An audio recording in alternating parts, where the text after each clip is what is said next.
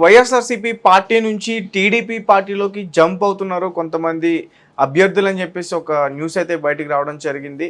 So ఇదే విషయాన్ని మనతో పాటు డిస్కస్ చేయడానికి ప్రముఖ సీనియర్ జర్నలిస్ట్ దుర్గా గారు ఉన్నారు. ఆమెను అడిగే ప్రయత్నించారు. నమస్తే మేడం. నమస్తే. సో ఇంకా ఎగ్జిట్ పోల్స్ దగ్గర మనం ఆగం, ఇంకా కౌంటింగ్ అవ్వలేదు, ఇంకా 24 hours టైం ఉంది. ఇంకా ఇంత టైం ఉండగానే వైఎస్ఆర్సీపీ పార్టీ నుంచి జంప్ అయిపోతున్నారు అప్పుడే అని చెప్పేసి ఒక వార్త వెలుగులోకి వచ్చింది. అది కూడా ఎవరైతే ఉన్నారో ముఖ్యమైన నాయకులు, కీలకమైన నాయకులు వాళ్ళు ఉన్నారు ఒక లిస్ట్లో అని కూడా చెప్తున్నారు. సో దాని గురించి మీకు తీసుకుంటేనండి, ఇప్పుడు తూర్పుగోదావరి ఫర్ ఎగ్జాంపుల్, తూర్పుగోదావరి ఎందుకు చెప్పుకుంటున్నాం అంటే, తూర్పుగోదావరి ఎవరైతే స్వీప్ చేస్తారో, అంటే ఏ పార్టీ అయితే ఎక్కువ సీట్లు తెచ్చుకుంటుందో వాళ్ళే నెక్స్ట్ ప్రభుత్వం స్థాపిస్తారు అని ఒక నమ్మకం అందరికీ. ఎప్పుడు కూడా తూర్పుగోదావరి అనేది ఒక కీలకమైన నియోజకవర్గం. అది they will decide the chief minister.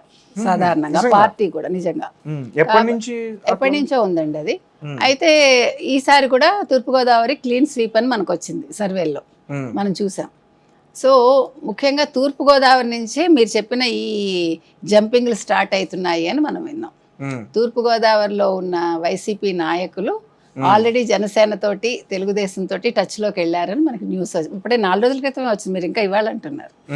4-5 days బ్యాకే వచ్చింది ఇది. సో క్యూలో అయితే ఉన్నారు చాలామంది.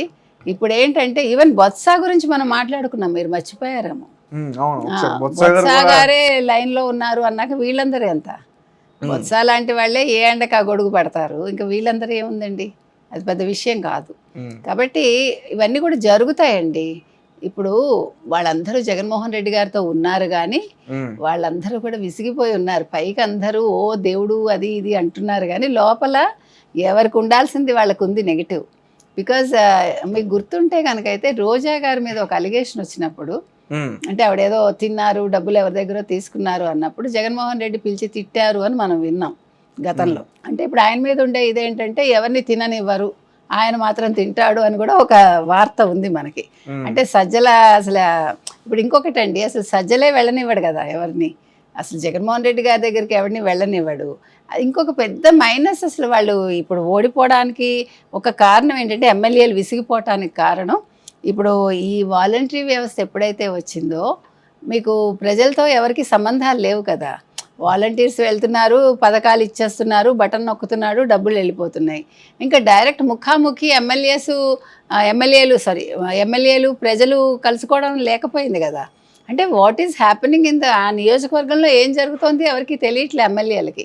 అసలు ఎమ్మెల్యేలని మనుషులు మర్చిపోయారు. అసలు వాళ్ళ శాఖలే వాళ్ళకి గుర్తున్నాయో లేదో మంత్రులకి, మనకు తెలియదు. ఈసారి మనమే తడువుకుంటున్నాం కదండి నిజంగా హోంశాఖ ఎవరు, ఎందుకంటే అన్ని సజ్జల గారే కదా. మనకి తెలుసా అసలు హోంశాఖ ఎవరు, లేకపోతే ఐఎన్పిఆర్ ఎవరు, మనకి ఏమి తెలియదు కదా ఈ డిపార్ట్మెంట్స్లో. అసలు ఎవరు ఆ శాఖ మంత్రులు అనేది 5 ఏళ్లలో జనాలు కూడా మర్చిపోయారు. ఏమున్నా సజ్జల గారు వస్తారు, మాట్లాడతారు, ఏ శాఖ గురించి అయినా ఆయనే మాట్లాడతారు, ముఖ్యమంత్రి గారికి సంబంధించింది ఆయనే మాట్లాడతారు.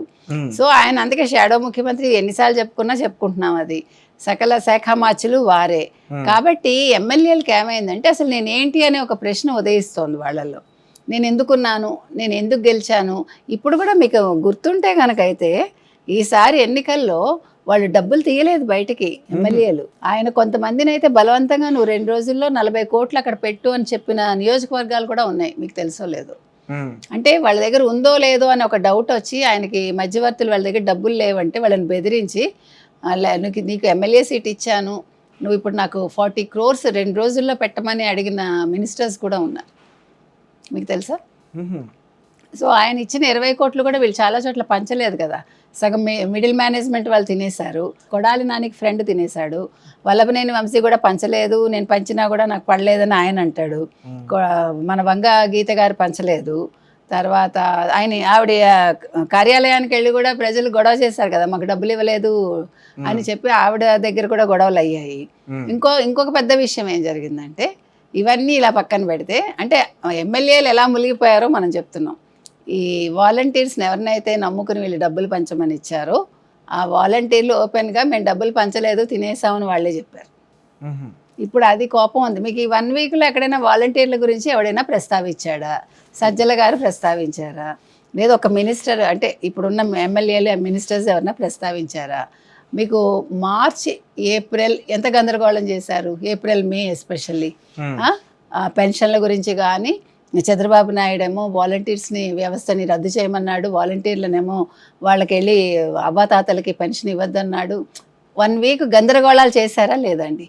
ఈసారి ఫస్ట్ అయిపోయింది, సెకండ్ అయిపోయింది, ఎక్కడైనా ఒక్క మాట వినిపించింది అవ్వాతాతల గురించి కానీ, పెన్షన్ల గురించి కానీ, వాలంటీర్ల గురించి కానీ మీరు వైసీపీ వాళ్ళ దగ్గర విన్నారా?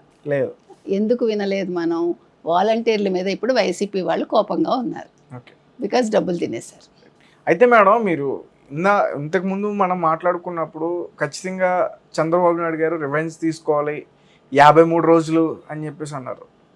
దానికన్నా ముందు ఇక్కడ చంద్రబాబు నాయుడు గారు 23 మంది ఎమ్మెల్యేలు గెలుచుకుంటే వాళ్ళని లాగేసుకున్నారు కదా, ఇప్పుడు వీళ్ళు వస్తుంటే తీసుకుని ఇది కదా అసలు రివెంజ్, అసలైన రివెంజ్ అని నేను అంట. అది మనం చెప్పలేమండి. అంటే ఇప్పుడు వీళ్ళు కూటమిలో ఉన్నారు. ఇప్పుడు చంద్రబాబు నాయుడు గారు సింగిల్గా ఏది డెసిషన్ తీసుకోవటానికి ఉండదు. ఫర్ ఎగ్జాంపుల్ మేబీ ఒకళ్ళిద్దరి దగ్గర తీసుకోవచ్చు, కానీ అయినా ఒకటండి, వాళ్ళ రాజకీయాలు చేశారని మనం చేయాల్సిన పని లేదు. ఒకటి అది కూడా మనం ఆలోచించాలి. ఇప్పుడు మీరు తప్పు చేశారని నేను అదే తప్పు చేయక్కర్లా. ఇప్పుడు కేసీఆర్ ఇక్కడ తెలుగుదేశాన్ని తుడిచిపెట్టాలనే కదా ఆయన ప్రయత్నించారు. ఈరోజు బీఆర్ఎస్ తుడిచిపెట్టుకోవట్లా. సో ప్రకృతి ఏది కూడా ఉంచుకోదు, గుర్తుపెట్టుకోండి. ప్రకృతి ఒకరోజు మనకి ఇచ్చేస్తుంది, మంచి అయినా చెడైనా. అలాగే కాలం జవాబు చెప్తుంది. ఇప్పుడు వాళ్ళు ఎమ్మెల్యేలను లాగేసుకున్నారని మనం ఆ ఎమ్మెల్యేలను లాక్కుని ఈ పనికిమాలిన ఎమ్మెల్యేలను తీసుకుని ఏం చేస్తారండి? లేనిపోని గొడవలు తప్ప. అవునా కాదా? ఇప్పుడు మీరు సక్రమంగా పనిచేస్తే మిమ్మల్ని తీసుకుంటే అర్థం ఉంటుంది. మీరు అక్కడ భజనలు చేసుకుంటూ నియోజకవర్గాన్ని పట్టించుకోకుండా బూతులు మాట్లాడుకుంటూ గుట్కాలు తింటూ ఎందుకు అలాంటి ఎమ్మెల్యేలు మనకి? అవతల వాడి స్టేచర్ కూడా మనకు ముఖ్యమని అనుకోవాలి మనం. మీరు వస్తున్నారని నేను తీసేసుకుంటే నా వాల్యూ ఏముంటుంది? సో ఇవన్నీ కూడా ఆలోచించాలి. మన ఎదుటివాడిని దెబ్బ కొట్టడానికి వాళ్ళ బలాన్ని మనం బలగాన్ని తీసేసుకుంటే దెబ్బ కొట్టక్కర్లా. వాళ్ళ ఆలోచన విధానాన్ని మనం పట్టుకోగలిగితే అక్కడే దెబ్బ కొట్టచ్చు. బలగంతో మనకి పని లేదు. మనకి మేధ ఉంటే అవతల వాడి మేధ మీద కొడితే చాలు మనం.